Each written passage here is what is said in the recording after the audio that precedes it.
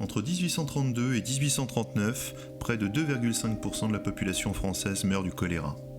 Cette épidémie frappe aussi bien les riches que les pauvres. Mais des études menées sur le terrain montrent un véritable lien entre les conditions d'habitat et les taux de mortalité. Des études topographiques sont réalisées à différents endroits, comme ici à Rouen, mais aussi à Paris.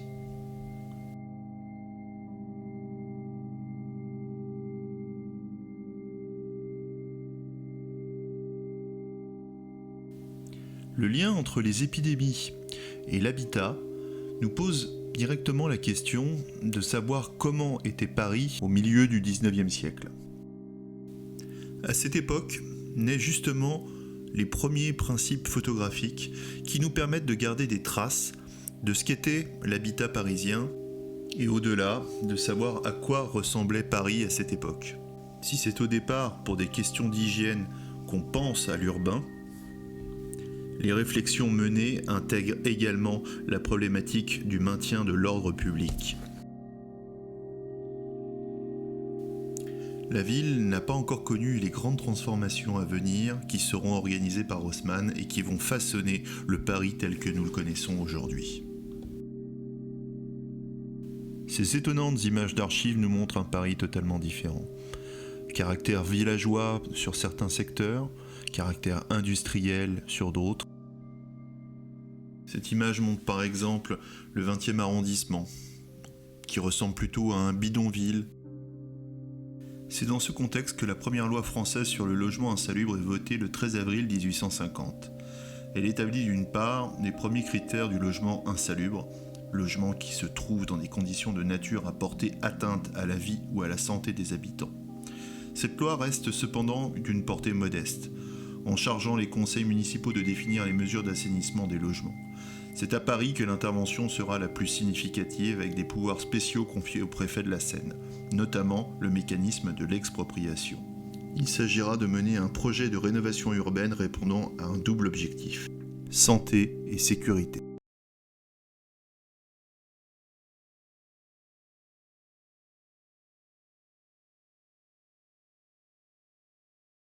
Et donc, il dessine sur une carte deux grands axes parallèles de part et d'autre de la Seine, du cours de la Seine, et une droite, en fait, qui va du sud au nord jusqu'à Sébastopol, en fait, qui sera Sébastopol.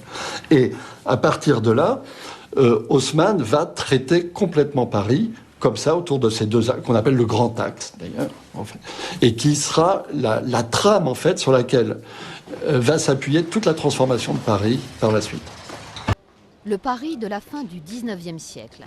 Une ville délabrée et insalubre, mais une ville qui va bientôt connaître une révolution architecturale sans précédent grâce à Napoléon III et son préfet, le baron Haussmann.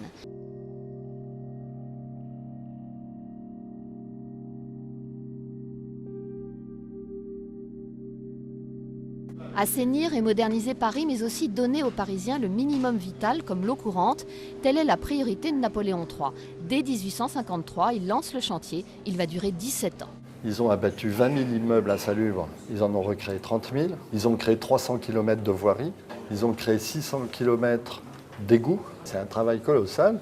Quand on voit avec quoi ils ont travaillé, c'était avec des pioches, des pelles, et rien, il n'y avait rien, quoi. L'avenue de l'Opéra avant Haussmann et après. Mais le baron n'a pas construit que des immeubles et des rues. Il est aussi à l'origine du bois de Boulogne et du bois de Vincennes, ainsi que des squares. Pour l'anecdote, il a aussi éclairé Paris, jusqu'alors plongé dans le noir. Un des traits de génie de Napoléon III et d'Haussmann, c'est d'avoir transformé la ville telle qu'elle est aujourd'hui, telle qu'on la connaît encore aujourd'hui, et qui a pu accepter toute l'évolution de la technique, de la voiture, etc., à tel point qu'aujourd'hui, on peut même mettre des couloirs de vélo, des couloirs de bus et tout, et les voitures circulent encore. À côté des logements vétustes, insalubres, promis depuis trop d'années à une démolition toute théorique, existe une immense masse d'immeubles qui constituent le véritable patrimoine immobilier français.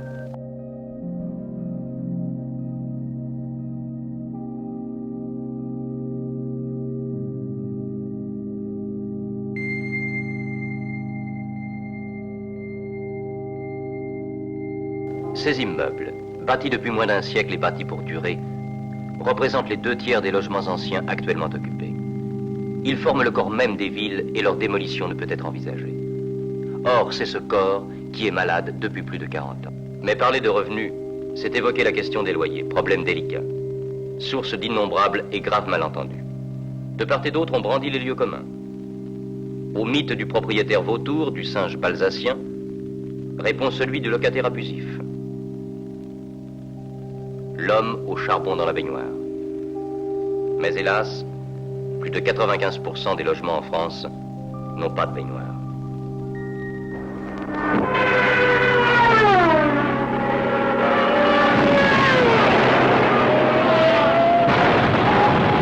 En fait, les deux guerres, on ose dire les dernières, sont les principales responsables de la situation présente. En imposant le blocage des loyers et le droit au maintien dans les lieux, elles ont déterminé la carence, entre 1925 et 1945, de la construction privée que ne palliait alors aucune politique concernant le logement. Elles ont créé les conditions nécessaires et suffisantes à la crise actuelle. Une démagogie brouillonne, incapable de vue à longue échéance, transformant après coup les mesures prises sous la pression des événements en une législation absurde et durable, a fait reste. Tandis que les palliatifs proposés, interdiction de la reprise, fixation des tarifs de sous-location, taxes sur les locaux insuffisamment occupés, ne sont que peu ou mal appliqués, car presque toujours inapplicables.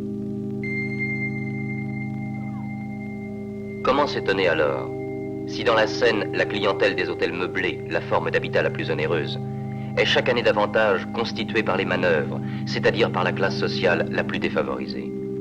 Si en outre, sur 100 personnes vivant en meublé ou en garni, près de 75 sont des ouvriers et des petits employés, soit près de 400 000 personnes dans la seule région parisienne.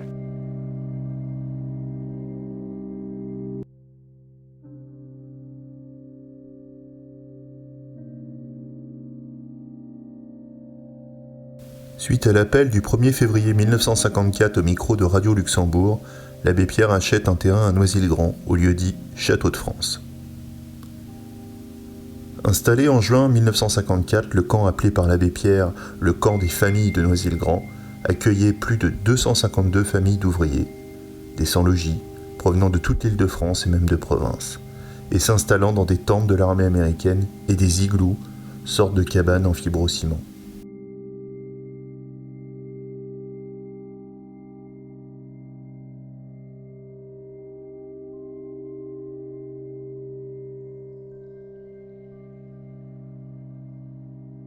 Au total, plus de 1370 personnes, parmi lesquelles 800 enfants, vivaient sur la terre battue, sans eau, ni électricité, espérant ainsi échapper à la misère. À l'entrée du camp, au bout de la route plate qui traverse les champs potagers de Noisy-le-Grand, se dressait cette pancarte.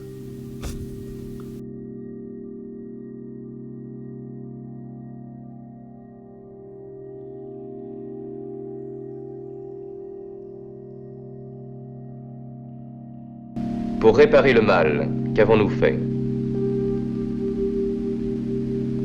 La réponse tient en quelques chiffres. De 1951 à 1954, en 4 ans pour toute la France, reconstruction comprise, 426 061 logements ont été terminés, contre 1 280 000 de stricte nécessité prévus pour cette seule période. Un certain nombre d'îlots soigneusement répertoriés, quoique sans aucun intérêt historique particulier. Ces îlots, dits insalubres, comportent, d'après les propres critères de la direction de l'aménagement du territoire, des logements forcément insalubres, c'est-à-dire dangereux pour la santé de leurs habitants.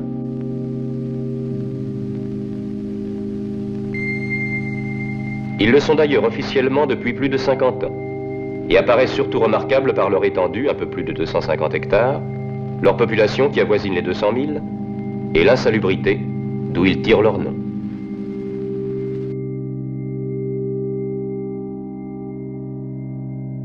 La ville Lumière n'a pourtant pas le monopole de ces iniquités. Et Saint-Étienne arrive en tête des villes de province avec l'incroyable total de 11 900 taudis pour 160 000 habitants.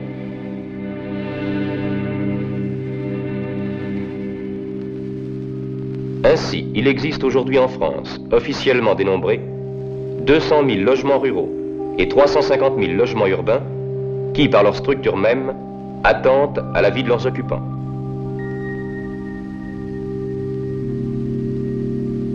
Et il est juste de dire qu'une enquête menée à l'heure actuelle permettrait facilement de doubler, sinon de quadrupler ces chiffres.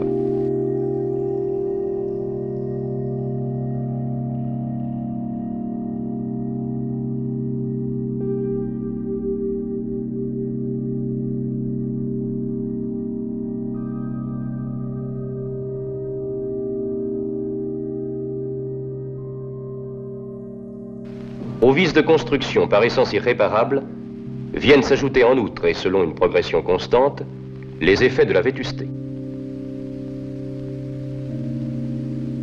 À Paris seulement, plus de 3000 immeubles sont chaque année signalés en péril.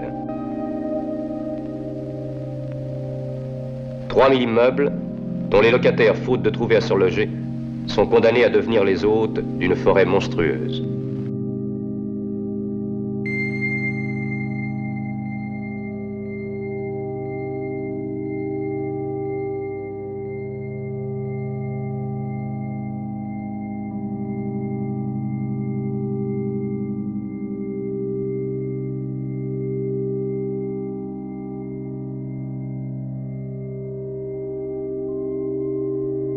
Ces cas extrêmes ne sont d'ailleurs pas surprenants lorsque l'on sait que l'âge moyen des immeubles habités, dans chacun des 6 premiers arrondissements de la capitale, dépasse 105 ans. Le deuxième arrondissement tenant la tête avec un âge moyen de 148 ans.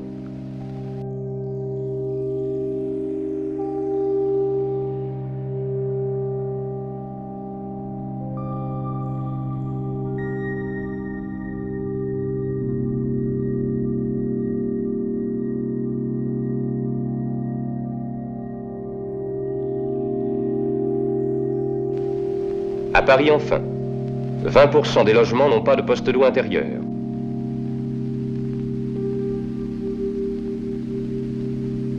25% n'ont pas le gaz.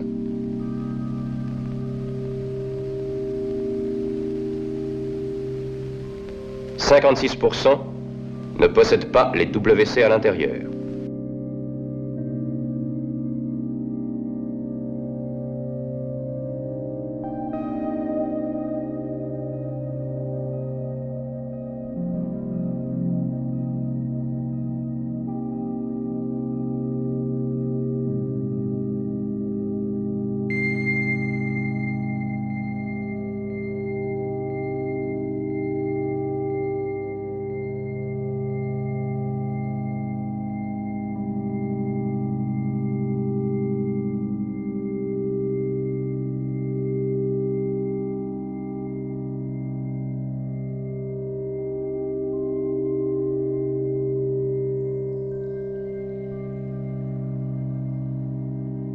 Officiellement, plus de la moitié des immeubles n'offrent pas les conditions de salubrité indispensables. Et pourtant, à ce moment où partout en France sévit la crise du logement, ces locaux déjà insuffisants, voire dangereux, doivent abriter plus d'habitants qu'ils ne le devraient. Ainsi, rue du Louvre, dans une mansarde sans eau, sans gaz, sans électricité, 3 personnes, dont 2 malades, vivent et meurent sur 6 mètres carrés. Les exemples de ce genre abondent à travers tout le pays. Et actuellement, selon le critère simple, plus de 2 personnes par pièce, de 11 à 22% des foyers sont surpeuplés. Ces foyers, dont les enfants ont pour compagnons de jeu des étais.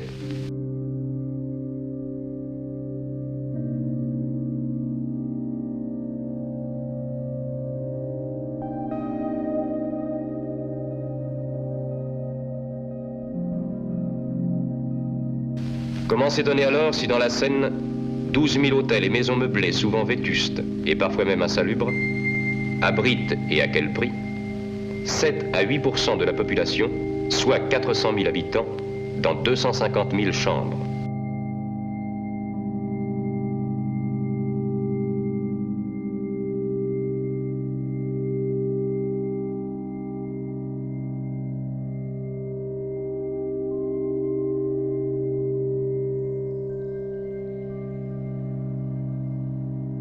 Et pourtant, il y a pire. À côté de ceux qui sont logés dans des conditions inacceptables, il y a la cohorte chaque jour grandissante des hommes, des femmes, des vieillards, des enfants, qui n'ont plus de toit du tout. Il y a les milliers de braves gens qui errent interminablement sous la pluie, dans le froid ou dans la neige, à la recherche d'un asile, même précaire. Il y a les épaves innombrables des bidonvilles. Et combien y a-t-il de bidonvilles en France? Il y a tous ceux qui clament leur détresse, trop souvent en vain.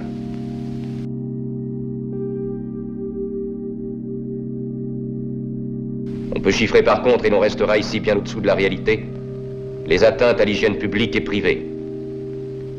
Selon un éminent professeur de médecine, les 3/4 des tuberculeux sont devenus tuberculeux dans des taudis.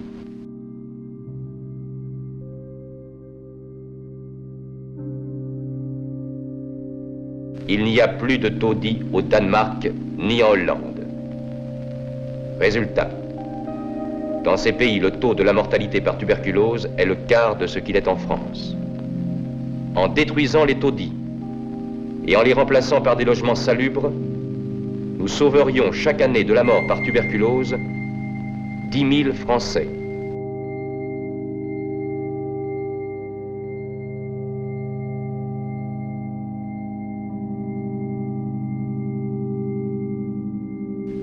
Aujourd'hui, il faut faire évacuer et détruire de toute urgence les quartiers vétustes, les îlots insalubres, les bidonvilles, pour récupérer les terrains indispensables à l'érection de cités modernes. Car ce n'est pas une solution, du moins au stade actuel, que d'étendre démesurément les banlieues des villes, alors que le cœur en est pourri. Pourquoi d'autre part multiplier les lugubres cités dortoirs, lorsque l'on admet officiellement qu'après démolition des maisons inadaptées ou insalubres, le nombre de logements édifiés sur les emplacements même des anciens s'est trouvé quintuplé et la surface habitable sextuplée. À Paris seulement, en tenant compte de la nécessité d'espaces verts, de larges avenues, c'est donc 500 000 personnes qu'il est possible de loger ou de reloger sur les seuls terrains occupés par les taudis les plus sordides. Cela ne vaut-il pas de simplifier les formalités administratives quand des êtres humains vivent dans l'angoisse de voir leur immeuble s'écrouler? Il faut élaborer un plan général d'aménagement du territoire, simple et précis, quand, pendant ce temps, des hommes souffrent du froid, du manque d'hygiène. Pour que ces scandales cessent, il faut démolir, rebâtir des cités dignes de leurs habitants et auxquelles ils ont droit. Et si la population de la France se trouve chaque jour un peu plus divisée en deux grandes catégories? Les nantis, qui ont un logement à bon marché. Les non-nantis, qui n'en ont pas et qui paient un loyer souvent excessif. Sans oublier que la loi favorise le choix des seconds parmi les classes les plus pauvres. C'est donc en fait l'ensemble de la législation et l'état d'esprit qui l'a inspiré qu'il faut incriminer.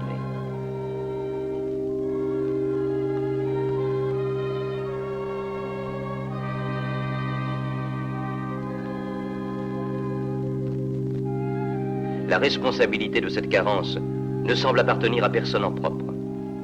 Mais le développement d'un tel fléau dans l'irresponsabilité générale est justement le propre de l'hypocrisie sociale. Cette hypocrisie qui fait miroiter aux yeux des sans-logis, des mal logés, les promesses illusoires de lendemains meilleurs, alors que se détériore chaque jour davantage leur seule garantie, ces maisons léguées par nos pères et qui forment nos vies.